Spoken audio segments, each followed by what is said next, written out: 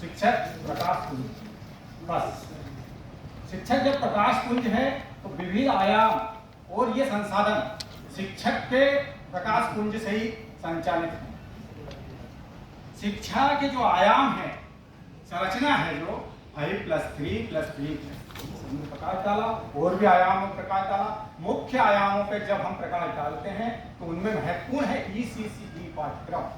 मतलब बच्चे का जब 5 वर्ष तक 85% सर्वांगीण विकास मस्तिष्क का हो सकता है, उस पीरियड को महत्वपूर्ण पीरियड माना है, तो हम सबसे पहले वहां अपनी शक्ति को लगाएं और बच्चों को कहानी, खेल और गतिविधियों और रंगीन चित्रों के माध्यम से जोड़ करके उस स्किल को डेवलप करें। दूसरा आता है भाषा शिक्षण, मातृभाषा में शिक्षण।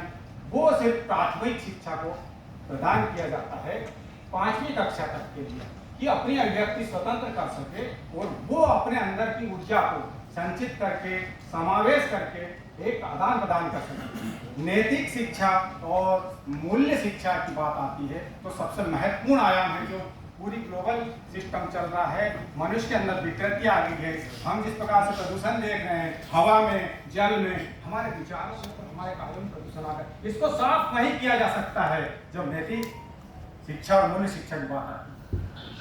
ये कौशलात्मक जो सिस्टम बन रहा है, तो हम कौशलों को डेवलप करें, और कौशल जो डेवलप करेंगे वो 21वीं सदी के लिए होगा, हमारे जीने की शक्ति होगा। हम उस पदार्थ को, संसाधन को कैसे उपयोग कर सकें, पुनः चक्रीकरण कैसे कर सकें, बहुत सारे आयामों से जोड़ना। इन आयामों से जोड़ने के लिए तकनीकी ज्ञान कौशल में जो डिजिटल संसाधन है उनके उपयोग को महत्व दिया है कि हम इसकी गति कैसे बढ़ा सकते हैं, हम कम समय में क्या उपलब्धि दे सकते हैं। उन उपलब्धियों को प्रकाश डालेगा कौन? डालेगा शिक्षक डालेगा, क्योंकि प्रकाश पुंज।